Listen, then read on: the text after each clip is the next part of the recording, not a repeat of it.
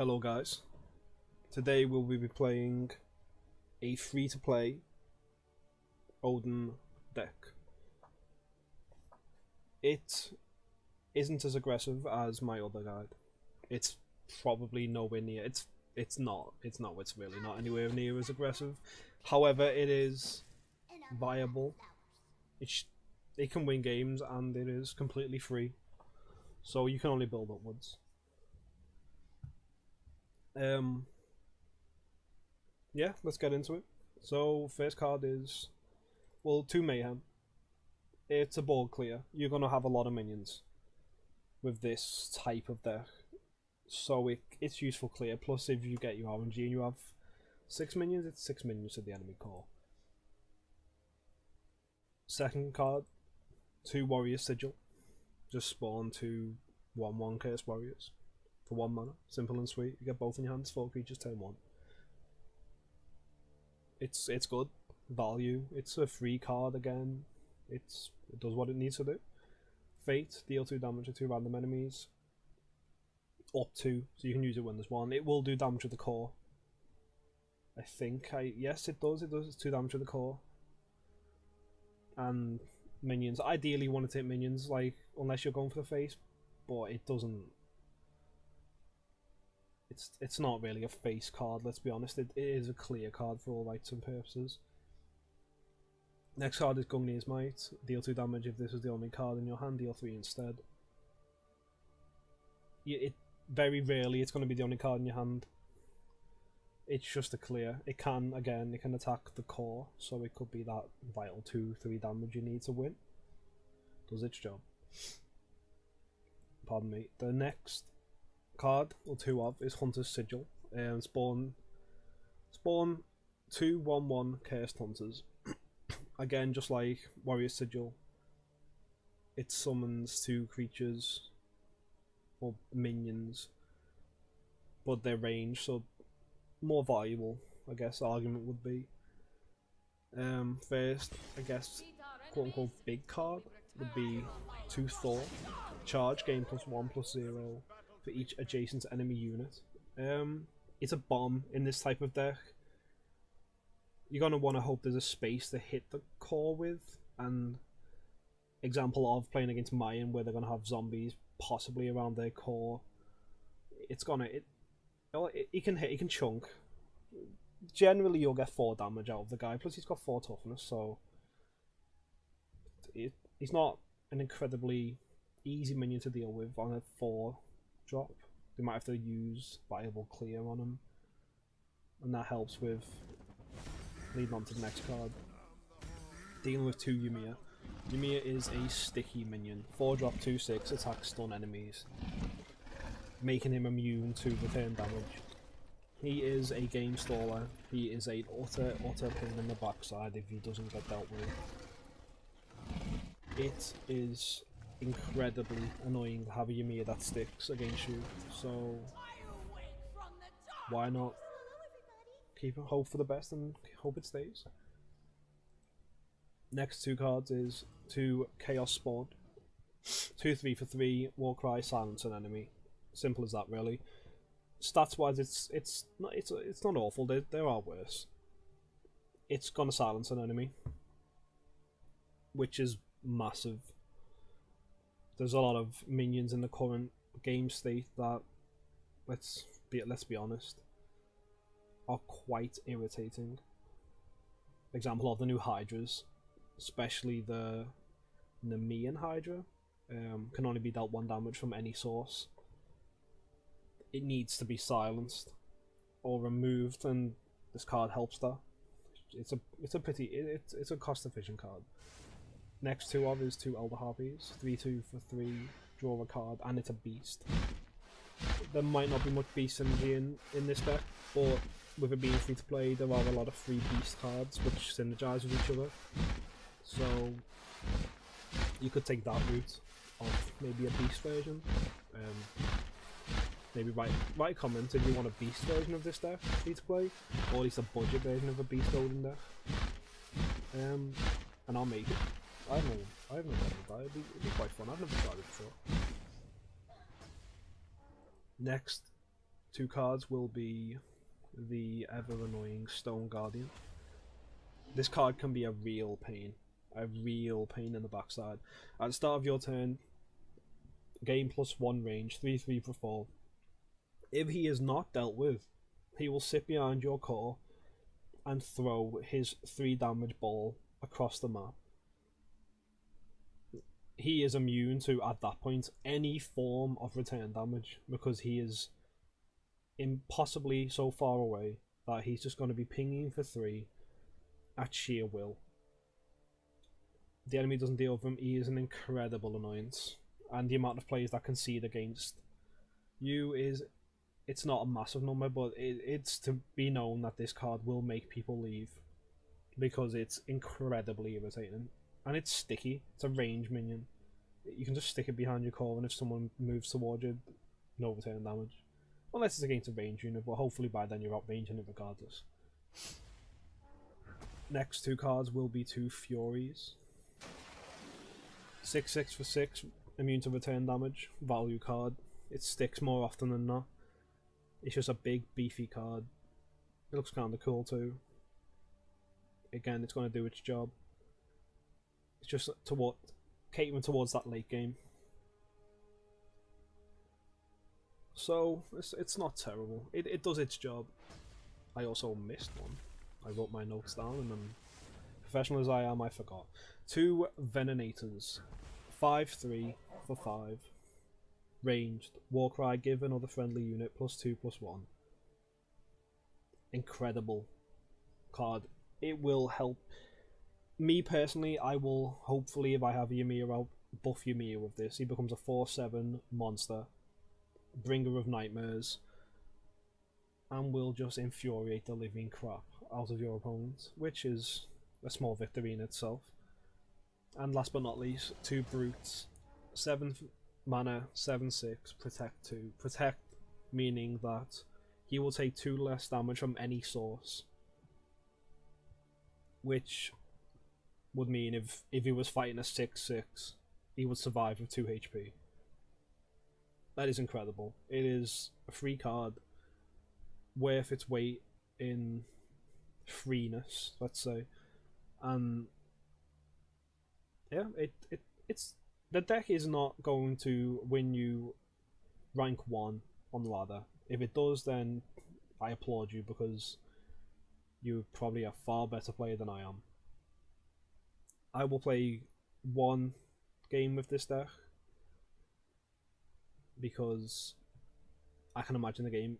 If it's a short game, I'll play another one. If it goes on a bit, which it may do with this deck, I'll probably clear everything up in 1 game. If that's not enough, I can always make another video. Just let me know in the comments below and subscribe. Leave a like if you are enjoying it, and let's get into a game. See you there. Welcome back, guys. This is the first game for my free to play / free Odin deck. We've got a fun hand here. We can play 4 1/1s turn 1. I'm going to do that because, let's be honest, you're going to curve out realistically easy into this. He's played a 2/2. We can accept that. My minion placement might not be perfect. I'm gonna say it's not perfect. And it looks like we're playing against a Beast Noir. Interesting. Okay, well that's a victory. I hope you enjoyed the guide. No, I will play another game. Yeah. That's something special right there. Power of the free-to-play deck, guys. Power of the free-to-play deck. I'll see you in another game. Welcome back to game 2, guys. Hopefully it's not as quick as the first game, because that was actually the most, pardon me, the most pathetic and quite frankly boring thing that's ever happened to me in this game. If only that happened on ladder, or in arena. But it didn't happen to happen on a deck guide. I know, leave a like, comment maybe if you found that funny. I will probably be laughing about that. Pardon my current possibly getting sick. But the day goes on and the world to be spinning and I can't speak English. So, playing into Ra. Ra can be many things. None of them healthy, none of them good, and none of them fun to play against. There is a free-to-play Ra deck, which I am more than willing to make as a guide. Ra's an incredibly fun god, and Egyptian in general is incredibly fun to play. Highly recommend to give it a bash. It is really fun. So much crap you can do, especially when you get 19 empowered Sobex running at the enemy. Right here I'm gonna use Mana Potion and I'm going to play my Thor. Thor will gain 1 power for being next to an enemy minion. He has charge. We hit the Doom Speaker. Move or take him out of the Archer. Instant ball presence. Instant ball control. You'll notice I moved the Archer deliberately into the middle. I want him to be there so I can move minions freely up this without heavily being towards one side of the board. You never want to be too heavy on one side of the board, try and spread it out. It makes for a lot of an easier time, let's put it that way. Silencing this is of no consequence, so we're going to play this card. And we're going to roll the RNG, hopefully killing the white tiger. We do. Hail be to the RNG gods. No hand, it's not the best in the world, but we do have a 10-5 play and then a 10-6 play. Ideal, really. We are going to silence that because I have not got time nor energy to be bothered dealing with that protect. And I've just got a Facebook message. How professional am I? We're just going to continue going face. We have nothing that we are capable of defeating that guy with. So we are just going to play minions and really hit home. Also, how did he spawn that card? Am I an idiot? Spawn a random unit from your opponents. That is the strongest card in my deck. And he spawned it.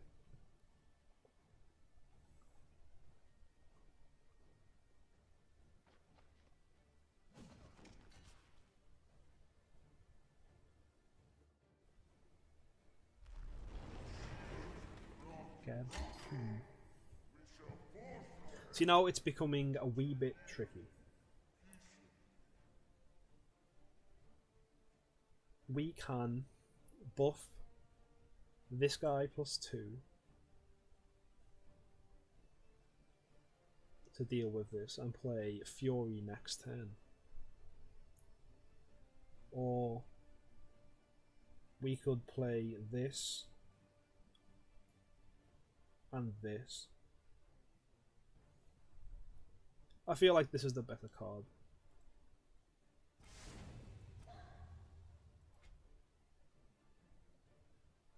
Yes, we'll do this. Then we will be a really annoying guy and move our archer there, and we will shoot this guy.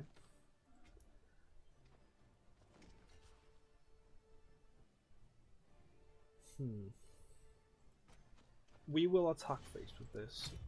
He may be forced to heal.